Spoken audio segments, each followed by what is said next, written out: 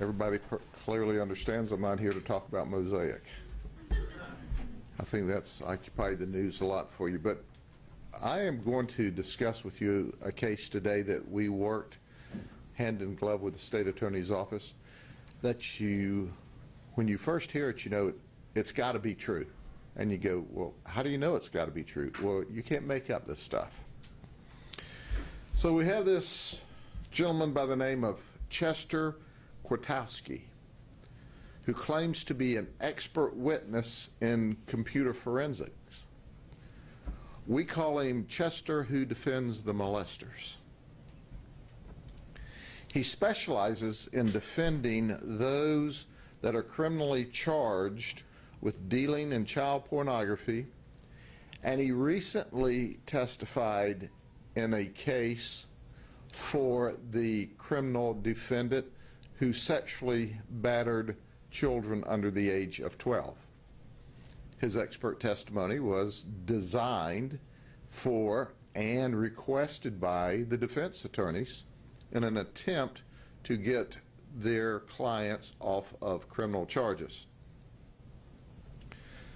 So here's what's interesting. Chester gave us a curriculum vitae that I will pass on to you. I say us, the system. He presented this information. The judge found, based upon his sworn testimony under oath, that it was accurate, that he was an expert witness, and allowed him to testify as such. That was not only in Polk County. But allow me to go down this vitae for you. He says he has a Master's of Science, 1992, University of South Florida, major studies, computer science engineering. False. Not only does he not have a master's degree of any kind, there is no such degree at the University of South Florida. They have two separate computer degrees, but not one as he describes. In case, certified forensic analyst. False. Cisco certified system engineer level 1 and 2. Cisco can find where he completed a training course and took a test, but nothing to indicate that there is or did he pass a certified engineer level 1 and 2. Cisco certified trainer. False. Apparently Cisco only uses employees as trainers. Certified Novell systems engineer. False. Here's what's interesting. He has, and I'll stop a minute and then I'll get back to some more of what we know at this point in the investigation, which is not over. He represented not only the criminal suspects who were charged with molesting children and possessing child pornography in Polk County, but according to him, so this is suspect whether or not it's 50 or not, he claims to have testified in at least 50 different state proceedings and federal proceedings as an expert witness in computer forensics. We know that, according to what he told us, that he has testified for private law firms and public defenders' offices throughout the Tampa Bay area, to include Hillsborough, Pinellas, Manatee, Pasco, and Polk. He also told us that he worked for NASA, that he's worked on the space station. NASA says, nope, no indication that he's ever worked for us. We even asked NASA, well, what if he worked for a contractor? They said we would have a record of that. So we went further through his system where he says he was an officer in the United States Air Force, computer data methodologies. So here's what we can find out. At this point in the investigation, we don't have the paper in our hand, but we currently have him here questioning him, and Chester the defender of the molesters, is giving us a lot of different stories. He said he was an ROTC, and then he was an Air Force officer for a year and a half. The preliminary records that we have at this point shows that he was in the military for 4 months and terminated. We are seeking the official records. He said why he was in the military, that he had a top secret clearance and a secret clearance. Military tells us he doesn't have any such clearances, never has had them. What we do know about him is, in addition to that, he goes further with this, and he says computer forensic services including drive analysis, data discovery, recovery, litigation service and support, IT expert, witness and case support, computer investigations and evidence handling to the following organizations: military and the federal government, FBI agencies, plural, federal and state cases, Hillsborough County agencies, private sector business, Florida, Maine, California, and North Carolina. He's arrested today. He lives in Tampa. We, in an undercover capacity, wanted to meet with him here in Polk County so that we could use him for an investigation, understanding not from a law enforcement perspective. He came over here and we took him into custody. He has been talking with us for well over an hour, and he's told us several variations of his curriculum vitae. He's tried to talk around a lot of the issues. So far at this point, we have nailed him down to where he said, no, I didn't have a master's degree. And he's weakening on his position that he worked for NASA on the space stations, in the military. He's quite a character. This investigation's still underway. In complete disclosure here, we're not sure to what degree any of this is true, or what may be absolutely 100% false, or what may be a figment of his imagination, and what may be fact.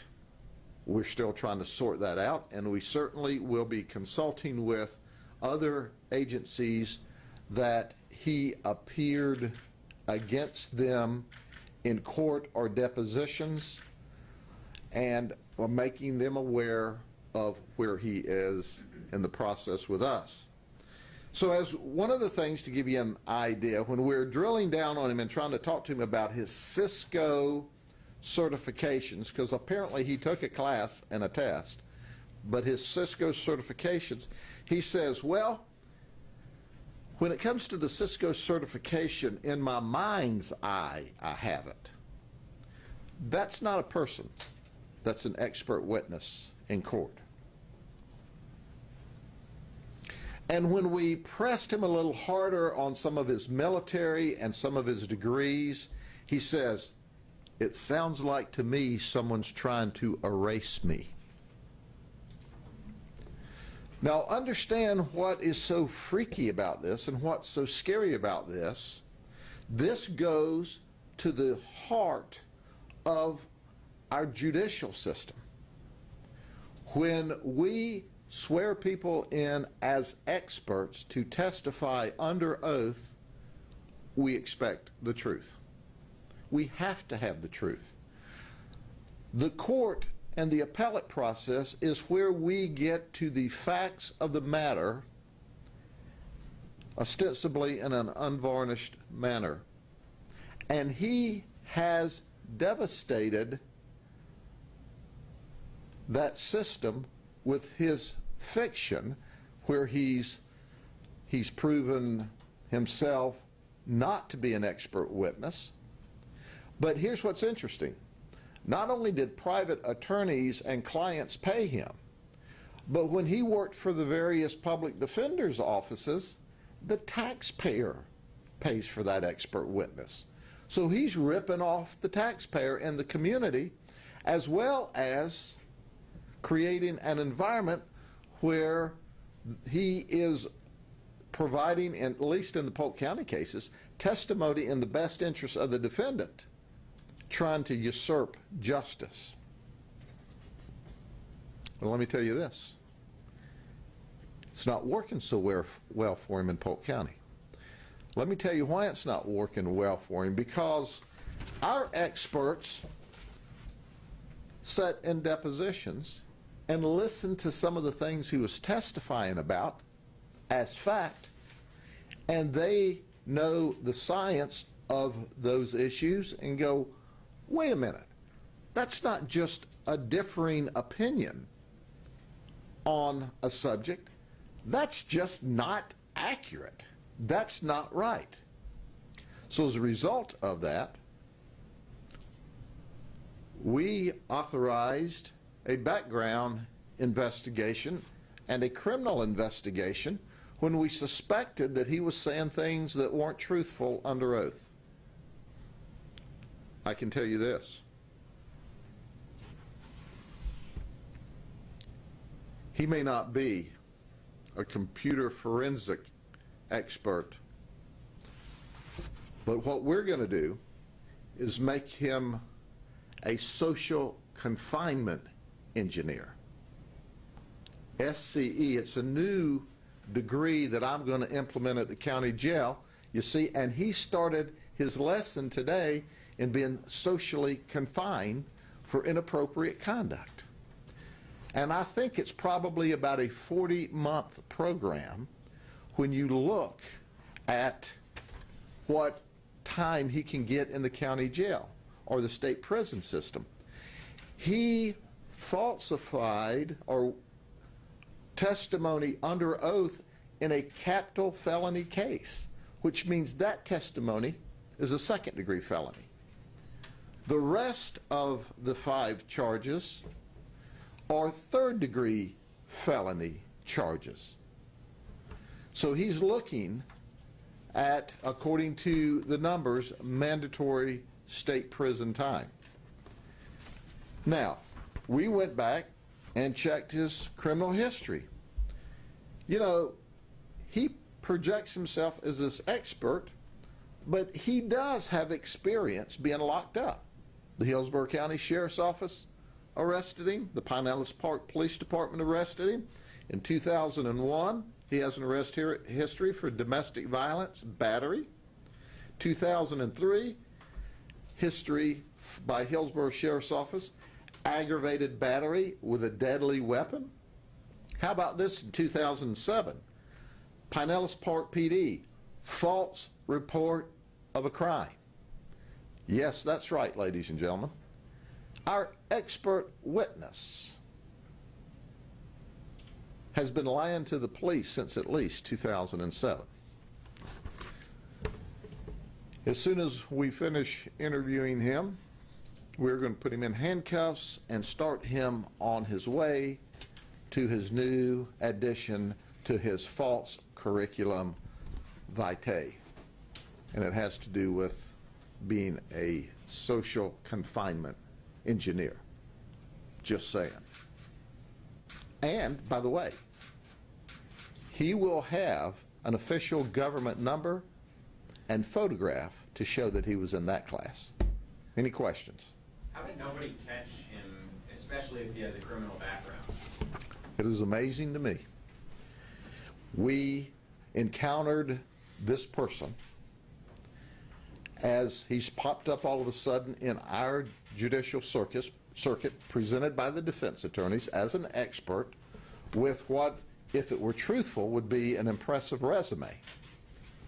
And once this information is presented as fact, then the judge certifies him as an expert. Quite frankly, we were having a meeting, the sheriff's office, state attorney's office, and going over this vitae, and I looked at this and I went, I've never heard of an expert in this stuff like this. Have we dug in on this guy to see what it is? I mean, the detectives are saying he's testifying to stuff that just isn't accurate in any form and fashion. And we did, because we suspected he was lying under oath. And what we found is material evidence that he lied under oath about this CV. Now, some of this stuff is still under investigation. We have not confirmed some of it in writing. Some of it's confirmed verbally. Some of it we do have the documents back. And quite frankly, otherwise we would have taken longer to complete this investigation before we arrested him.